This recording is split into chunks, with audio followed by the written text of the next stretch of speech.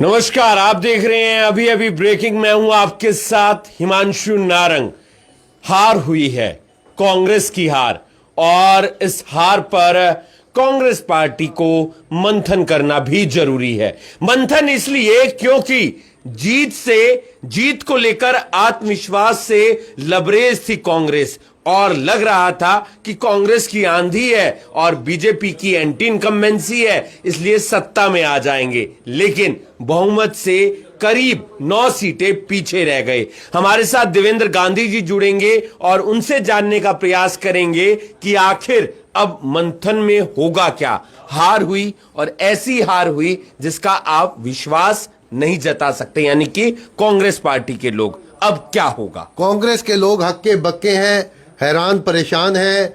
ये हुआ तो हुआ क्या, कैसे हुआ, और सारा का सारा ठीकरा फोड़ा जा रहा है ईवीएम पर। कोई कह रहा है 90% चार्ज थी, कोई कह रहा है 50% चार्ज थी, कोई 99 भी बता रहा, कोई कह रहा है जो ज्यादा चार्ज थी वहां हम हार गए, जो कम चार्ज थी वहां हम जीत गए। इस तरह के तर्क और दलीलें गढ़ी जा रही हैं। एक बड़ा अपडेट आपको ये दे दे कि हरियाणा में जो कांग्रेस के प्रदेश अध्यक्ष हैं उदय भान, उनकी छुट्टी तय मानी जा रही है। उनको खरी खरी सुनाई गई है भूपेंद्र सिंह हुड्डा को, और उन्हें मैं ये तो नहीं कहूंगा इसमें उदय भान की क्या गलती है। शमशेर सिंह गोगी का कहना है वो तो डमी थे, उदय भान तो डमी थे। अब जब देखा ही नहीं जाता था, सारा उनका कहां से रिमोट कंट्रोल चल रहा था, वो सबको पता। हाँ, फिर डमी को तो बदला ही जाएगा ना। आप खुद ही कह रहे हो कि वो डमी थे, भूपेंद्र सिंह हुड्डा के हाथों में खेल रहे थे, और वो पूरे प्रदेश में प्रचार करने ही नहीं गए, और उसके साथ मुकाबला किया जा रहा है मोहनलाल बड़ोली का, जो कि राई से विधायक थे, सांसद का चुनाव लड़े, हार गए, उसके बाद भाजपा के प्रदेशाध्यक्ष बने।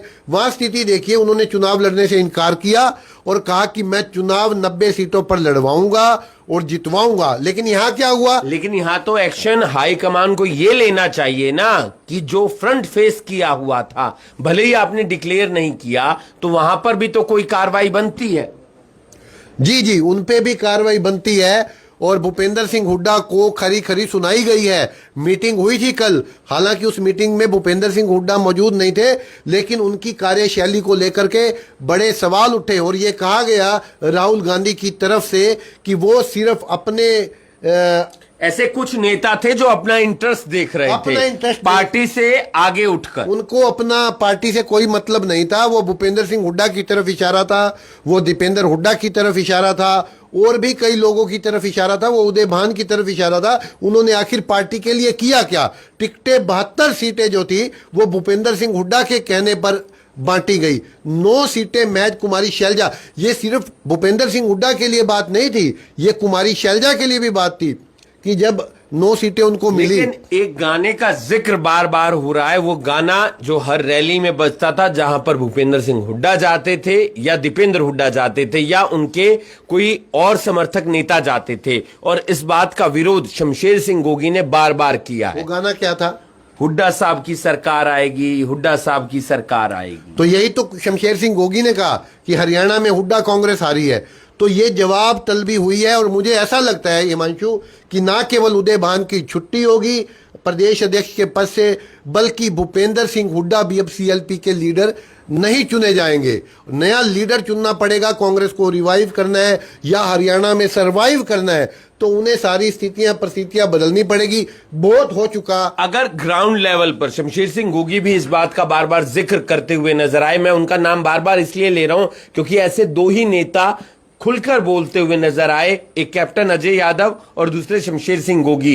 उन्होंने इस बात का भी जिक्र किया कि अगर लीपा पोती हुई तो फिर कांग्रेस का वजूद भी नहीं रहेगा, कांग्रेस भी खत्म हो जाएगी। यहां पर ग्राउंड जीरो पर जाकर देखना चाहिए कहां कमियां। हिमांशु, ये तो वो लोग हैं ना जो शैलजा ग्रुप के माने जाते हैं, लेकिन कैप्टन अजय, लेकिन उनकी अपनी अलग इमेज है। वो भूपेंद्र सिंह हुड्डा के खेमे के भी नहीं माने जाते। लेकिन जो लोग नहीं बोल रहे, जो हार गए हैं, जो लोग नहीं बोल रहे, वो इसलिए नहीं बोल रहे क्योंकि टिकटें भूपेंद्र सिंह हुड्डा के कहने पर मिली। अब वो भूपेंद्र सिंह हुड्डा पर हार का ठीकरा कैसे फोड़ दें, इसलिए वो खामोश है। लेकिन अंदर ही अंदर उनको भी पता है कि ये चुनाव जाट नॉन जाट का चुनाव हो गया था, और सिवाय कांग्रेस आला कमान भी जिम्मेदार है। अगर राहुल गांधी आज ये कह दे कि उदय भान की छुट्टी कर दीजिए, या खड़गे ये कह दें कि भूपेंद्र सिंह हुड्डा को ना बनाइए, यानी वो भी तो उतने ही जिम्मेदार हैं। आप देखिए खड़गे को आना था कुंजपुरा में रैली करने, वो भी नहीं आए प्रचार करने। क्या ये चुनाव बीजेपी वर्सेस कांग्रेस ना होकर कांग्रेस वर्सेस कांग्रेस हो गया था?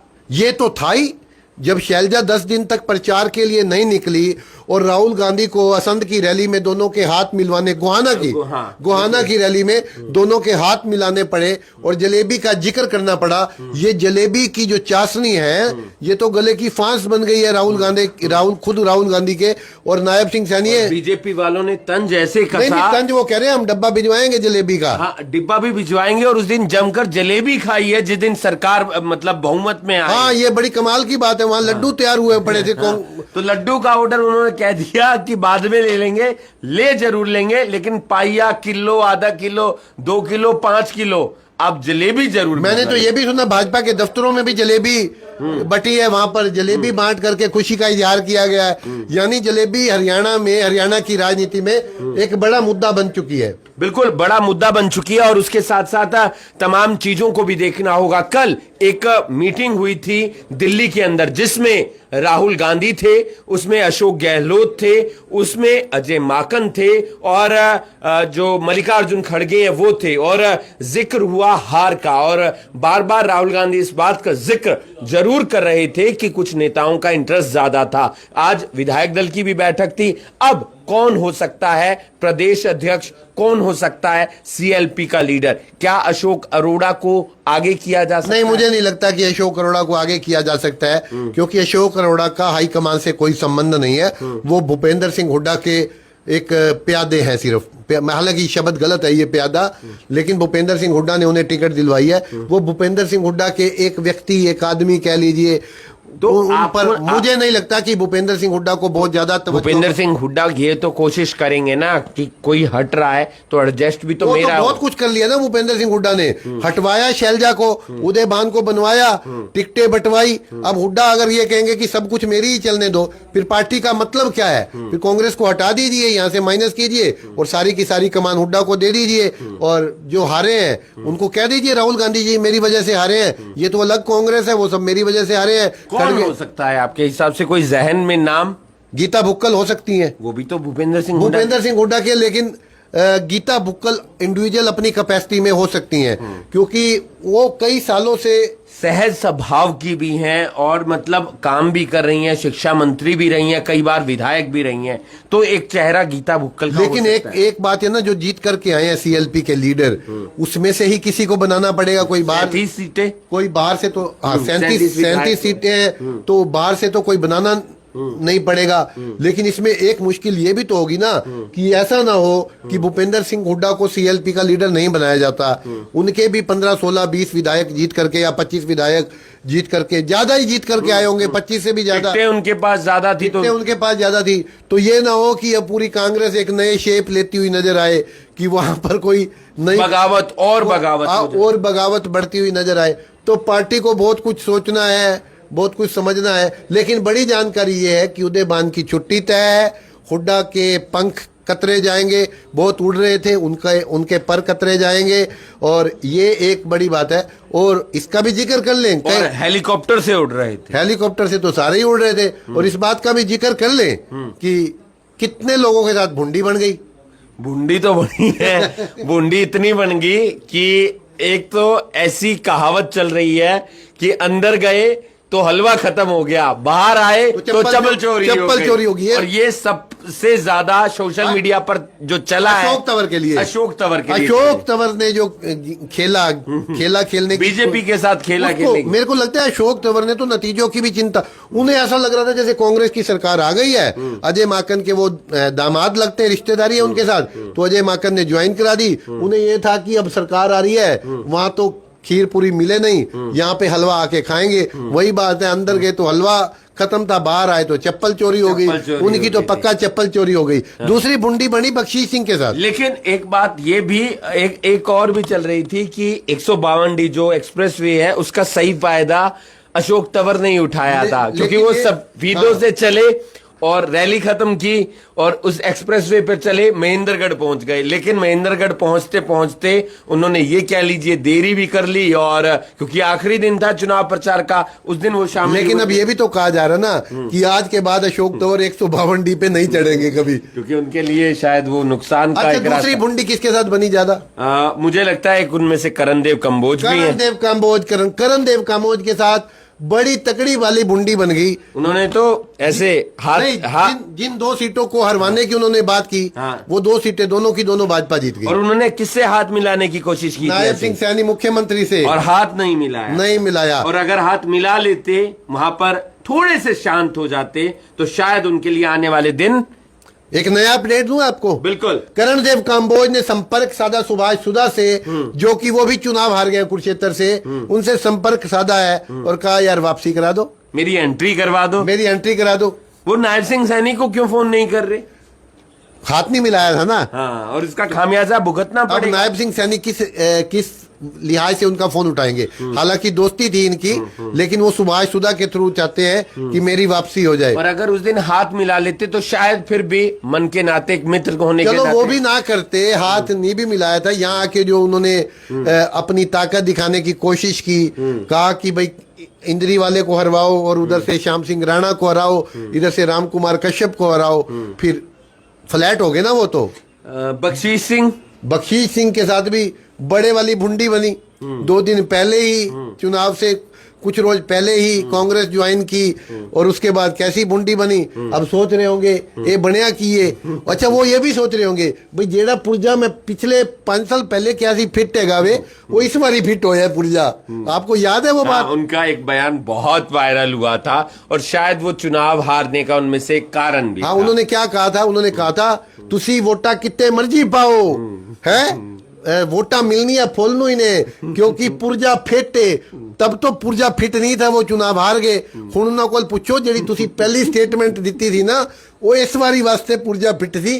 तुहानू ध्यान नहीं रहा भी पुर्जा फिट हैगा वे? और कौन कौन से नेता हैं जिनके साथ बुंडी बन गई? बुंडी तो बन गई बहुत सारे लोगों के साथ। सरदार गुरविंदर सिंह है करनाल में, और उनको लोग ट्रस्ट का चेयरमैन बनाया हुआ है। उनको जो हरियाणा SGPC करनाल में राकेश नागपाल, उनके साथ तो बहुत ज्यादा बुंडी नहीं बनी। उनके साथ तो पहले ही बुंडी बन गई थी जब वो बीजेपी से कांग्रेस से बीजेपी में आए थे। 10 साल उनको कुछ नहीं मिला, तो उनके साथ तो पहले ही बुंडी बन गई थी, तो इन्होंने कुछ नहीं दिया था। और ये जो तमाम पूर्व पार्षद हो गए थे, इनके साथ तो बड़े वाली बुंडी बनी है। एक मित्तू सैनी के साथ, हालांकि वो आजाद थे शायद। मैं थोड़ा अच्छे से कहूँ, बुंडे बन गई रे मित्तू सैनी के साथ, ये भी बुंडी बन गई उनके साथ।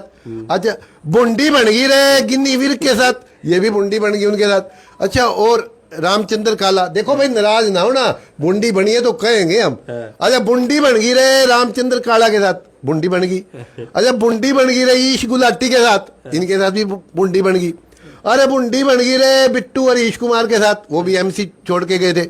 अरे बुंडी बन गई रे सरिता कालरा जतिन कालरा के साथ, उनके साथ भी बुंडी बन गई। और 2 लोग कौन से हैं? और भी तमाम लोग रोजाना ही शामिल हो रहे थे। हरपाल कलामपुरा, अरे हरपाल कलामपुरा बुंडी बन गई रे। कलामपुरा जी, आपकी स्टेटमेंट निकाल के देखिएगा। आपने कहा था कि हम कलामपुरा के जो बूथ से यहाँ से कांग्रेस जीतेगी, लेकिन वहां तो बुंडी बन गई। और कौन? नाराज किसी ने नहीं होना, दिल पर किसी ने नहीं लगाना, किसी ने नहीं लेना। अब बुंडी बनी है तो उसको स्वीकार करो, बुंडी बन गई है। और किसके साथ बुंडी बनी है? और देखिए बहुत सारे नेता हैं। और गिन्नी मित्तू सैनी, देखो बाहर से आवाजें आ रही हैं कि गिन्नी। हालांकि ये जब लोग ये वीडियो देखेंगे ना, कहेंगे बड़े मजे ले रहे थे ये, कल को इंटरव्यू देने में भी नाकामी वो नकारेंगे नहीं, वो समझते हैं यार। ये मतलब ये राजनीति का एक हिस्सा है। और भी 2 लोग थे, कौन थे वो? करनाल की बात का जिक्र करें तो बलविंदर कालरा, देखिए वो पहले भी आम आदमी पार्टी में थे। अगर वो बीजेपी छोड़कर बलविंदर कालरा, अच्छा, नगर परिषद के पूर्व चेयरमैन, उनके साथ भी बुंडी बन गई रे। अब मेरे को लगा कि बलविंदर सिंह का जिक्र कर रहे हैं, वो आम आदमी पार्टी छोड़कर आए थे। उसको याद कीजिए कौन कौन था। और रोजाना बहुत सारी ज्वाइनिंग हो रही थी अलग अलग। वैसे बलविंदर सिंह के साथ भी बुंडी बन गई रहे क्योंकि आम आदमी पार्टी छोड़ के उन्होंने, लेकिन उनसे तो अच्छा ग्राफ है कांग्रेस पार्टी के पास। देखिए वहां तो वैसे ही कुछ नहीं मिलना था, कितने वोट आए पूरे हरियाणा। अच्छा, अब बुंडी किसके साथ नहीं बनी उसका भी जिक्र करना जरूरी है।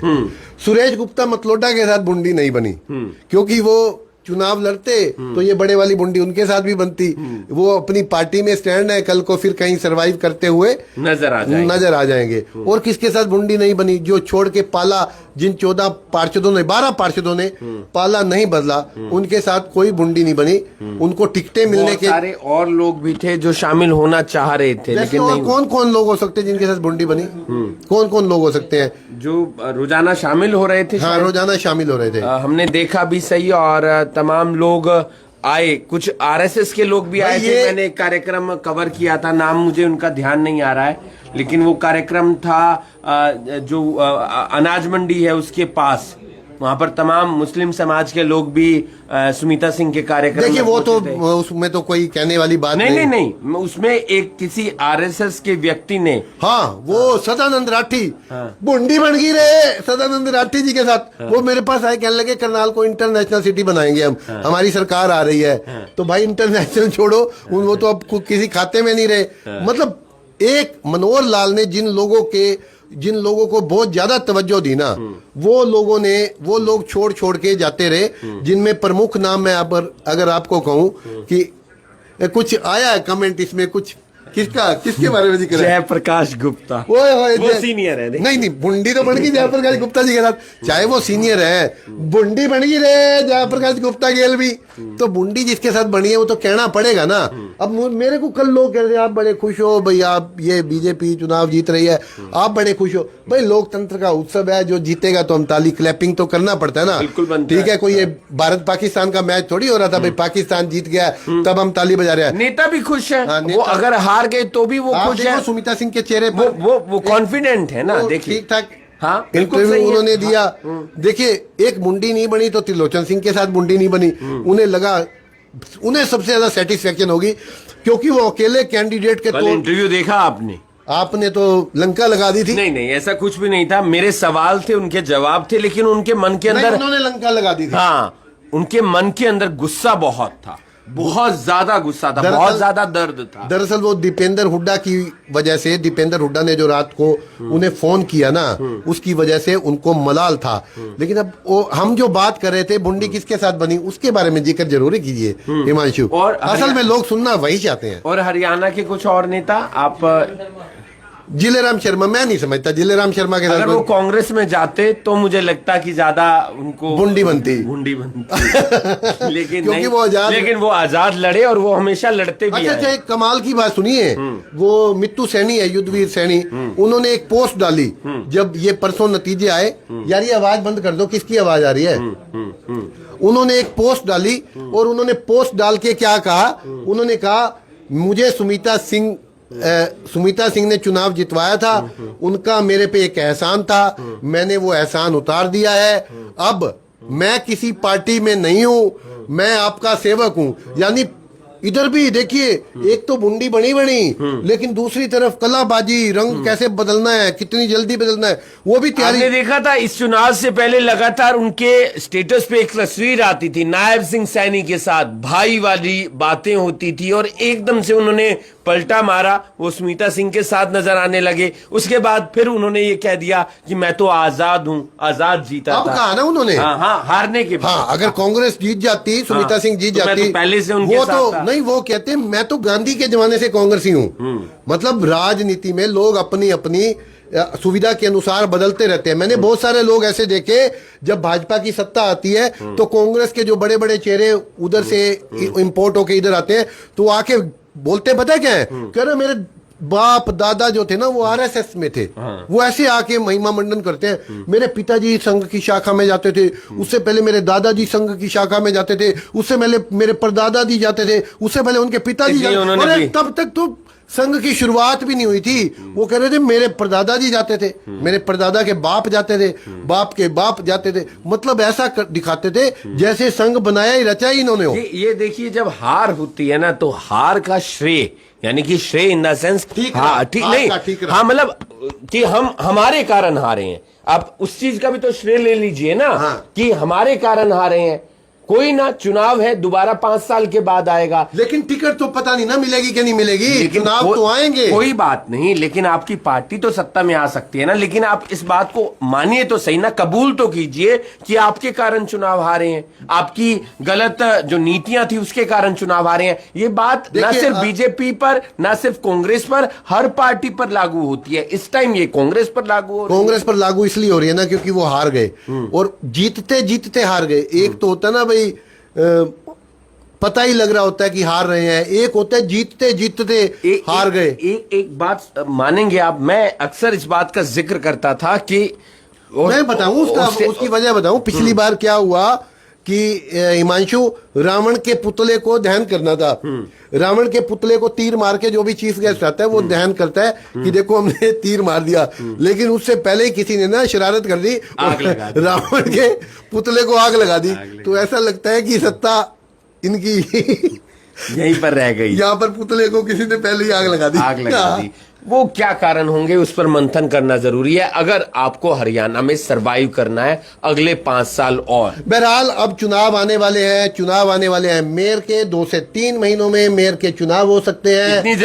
इतनी जल्दी चुनाव हो सकते हैं क्योंकि भाजपा कॉन्फिडेंट है कि अभी ताजा सरकार बनी है, इससे पहले की कुछ नई पॉलिसीज वगैरह। अच्छा, एक सवाल, कौन हो सकता है बीजेपी में उम्मीदवार मेयर पद का? करनाल से इसको कहना अभी जल्दबाजी है। बहुत सारे चेहरे हैं भाजपा के पास। अब तो मुझे भी लड़वा दीजिए तो शायद मेरा भी। अभी पार्षद का या वैसे मैं लड़ना नहीं चाहता ना, मेरे पास। कौन सा वार्ड है आपका? पार्षद का थोड़ी लड़ूंगा यार, कमाल है। नहीं, हम लड़ेंगे तो मेयर का लड़ेंगे। हाँ, पर लड़वाएगा कौन? चले मनोहर लाल के पास। अच्छा, आप पार्टी से लड़ना चाहते हैं? और मैं आम आदमी पार्टी से थोड़ी लड़ूंगा। बिंदल साहब को 1700 कुछ वोटें मिली है, उनसे लड़ना चाहिए। सुरजीत पहलवान को भी बहुत कम वोटें मिली। वो तो एक्सेप्टेड था कि वो इतनी वोटें ही नहीं था। उन्हें खुद को नहीं था, किसी को नहीं था। कम से कम 4-5 हजार वोटें। तो आप ये भी कह सकते कि भाजपा को भी नहीं था कि हम 33,000 से जीत जाएंगे। नहीं था, उन्हें यकीन नहीं था। ये फाइट मानी जा रही थी 5 या 7 हजार की, ज्यादा से ज्यादा 10 हजार की। बहरहाल इसे खत्म करना पड़ेगा क्योंकि लंबा चले गए हैं हम। अब चुनाव दोबारा से आने वाले हैं और वो चुनाव है मेयर के चुनाव।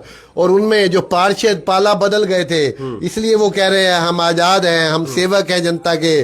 और कुछ लोग कह रहे हैं हम संन्यास ले लेंगे। अभी मेरी 2-3 पार्षदों से बात हुई, उन्होंने कहा कि हम भाजपा के खिलाफ चुनाव लड़ेंगे, यानी उनमें हौसला अभी बाकी है। इधर मनोज वधवा कह रहे हैं कि अगर पार्टी ने मौका दिया तो चुनाव लड़ूंगा। इधर अशोक खुराना कह रहे हैं अगर पार्टी ने मौका दिया तो चुनाव लड़ूंगा। ये 2 बड़े मुझे दावेदार कांग्रेस पार्टी में नजर आते हैं। एक चंदेल साहब भी हैं। चंदेल साहब का तो मैं ज्यादा नहीं कहूंगा, लेकिन लड़ना तो चाहते हैं। लड़ने को तो सभी मैं भी लड़ना चाहता हूँ। आप किसी और पार्टी से? कांग्रेस से नहीं लड़ना चाहता इस वक्त। क्यों लड़ूंगा मैं? आपको लगता है उनके खिलाफ? मैं भाजपा से भी नहीं लड़ना चाहता भाई। कभी लोग कह दे ये देखो ये पता है कि ये एमए चलता पिया सी, ओमे चलता पिया सी, फिर हम वो एमए ओमे वाली बात से बाहर निकलते हैं, इसको कंक्लूड करते हैं। हिमांशु, अगली आवाज आप हिमांशु की सुनिए। बड़ा अपडेट यही है कि कभी भी हरियाणा में वार्ड बंदी हो चुकी है। वैसे हो चुकी है, लिस्ट भेजी जा चुकी है, वार्ड बंदी हो चुकी है। अब उसमें कटाई छटाई होगी। क्या करनाल मेयर पद आरक्षित होगा, ये एक बड़ा सवाल है। हो सकता है महिला के लिए भी आरक्षित हो सकता है, या फिर ऐसी कैटेगरी के लिए भी। ऐसी कैटेगरी और ओबीसी के लिए तो होने की संभावना कम है, लेकिन महिलाओं के लिए पहले भी आरक्षित था। लेकिन हो सकता है ये ओपन वार्ड कर दिया जाए। शायद इसी वजह से मनोज वधवा अभी से ताल ठोकने में लग गए हैं। अशोक खुराना भी चुनाव लड़ सकते हैं। हाँ, सागर चंदेल भी चुनाव लड़ना चाहते हैं। ये बहुत सारे चेहरे हैं। इसके अलावा एक नाम बताऊं आपको, कांग्रेस में एक नाम, बीजेपी में योगेश गुप्ता भी चुनाव लड़ना चाहते हैं। मुकेश अरोड़ा भी चुनाव लड़ना चाहेंगे। वीर विक्रम भी चुनाव लड़ना चाहते हैं। ये और वो एक अशोक सुखीजा नहीं, मेघा भंडारी के परिवार से। मेघा भंडारी का संकल्प भंडारी भी चुनाव लड़ना चाहते हैं। उनके परिवार से मैं कोई भी वो भी चुनाव मेयर का लड़ना चाहते हैं। तो मेयर पद के लिए अशोक सुखीजा जी भी लड़ना चाहते हैं। राजेश अग्गी भी चुनाव लड़ना चाहते हैं। और नवीन तो शायद रिजर्व अगर सीट होगी तभी लड़ेंगे, वैसे तो नहीं लड़ना चाहते हैं। बात लड़ने पर है, वो बात की बात है। आरक्षण हिमांशु जो डिप्टी रह जाए वो मेयर के सपने तो देखता ही, वो डिप्टी जो डीएसपी होता है वो एसपी तो बनना चाहता ही है ना। तो बहरहाल इसको कंक्लूड करेंगे। अगली आवाज हिमांशु की, लेकिन हिमांशु एक डायलॉग हो जाए, कल आपने रावण बनना है। रावण तो बनना है, लेकिन उससे पहले वक्त की भी एक समय सीमा है, तो बात खत्म करते हैं। एक डायलॉग जाते जाते, कल हम आपका जो आप सुना रहे थे, अब मेरे को हंसना आता है सिर्फ रावण की तरह, मुझे डायलॉग नहीं आता। नहीं, आप बोलोगे तो सही कल। नहीं, कोई डायलॉग नहीं है, सिर्फ झांकी है, और उसमें लोगों को लोग ऐसा ना हमारी रील काट के वायरल करने लगे। तो हम कल मिलेंगे, और कल हिमांशु रावण का रोल करने वाले हैं दशहरा ग्राउंड में। जब रावण दहन होगा तो हमारे पास भी एक बलशाली रावण है, लेकिन इसका मतलब ये नहीं है, लेकिन हम राम के भक्त हैं, और उनके जो भगवान राम के भक्त हैं, आदर्श मानते हैं उन्हें, और उनके जो पथ है उस पर, नियम पर हम चलना चाहते हैं और चलने का प्रयास कर रहे हैं, क्योंकि वैसा तो कोई बन नहीं सकता, क्योंकि उन्होंने, भगवान श्री राम को राम का दर्जा तभी मिला क्योंकि उन्होंने 14 वर्षों का वनवास काटा। आदर्श पुरुष कहा जाता है उनको, क्योंकि उन्होंने अपने पिता वनवास भी क्यों काटा। आज की तारीख में पिता कह दे बेटा जा पानी लिया, जा मेरे लिए जलेबी लिया बाजार से मातू राम की, तो बेटा जलेबी लेने भी नहीं जाता। तो आज की तारीख में भगवान राम ने उस समय राजा जब बनना था, उस वक्त राजा बनने की बजाय त्याग किया, इसलिए भगवान राम को आदर्शवादी कहा जाता है। 14 कला संपूर्ण भगवान राम को कहा जाता है, क्योंकि वो उनके आदर्श ऐसे थे, उन्होंने पिता की बात पर राजपाट छोड़ दिया था उनकी जुबान को निभाने के लिए। आज के और रामलीला हम रोजाना दिखा रहे हैं अपने दर्शकों को। हाँ, रामलीला रोजाना दिखा रहे हैं, और लोग इंटरेस्ट से, दिलचस्पी से देख भी रहे हैं। न सिर्फ राजनीति की खबरें, बल्कि क्राइम की खबरें, सामाजिक खबरें, और तमाम धार्मिक खबरें, या आपके सरोकार से जुड़ी हुई खबरें लगातार पहुंचाता रहेगा। अभी अभी ब्रेकिंग, आप बने रहिएगा हमारे साथ। अगर अभी तक हमारे पेज को फॉलो नहीं किया है तो जरूर फॉलो कीजिए। और एक बात और, वो राजनीति से जुड़ी हुई, वो ये कि कांग्रेस को मंथन करना जरूरी है, और ये बात सामने निकल कर आ रही है कि प्रदेश अध्यक्ष उदय भान की छुट्टी होना तय है। वो कभी भी हो सकती है, नया नाम कौन होगा ये भी देखने वाली बात होगी। आप देख रहे हैं अभी अभी ब्रेकिंग में, हूं आपके साथ हिमांशु नारंग। धन्यवाद।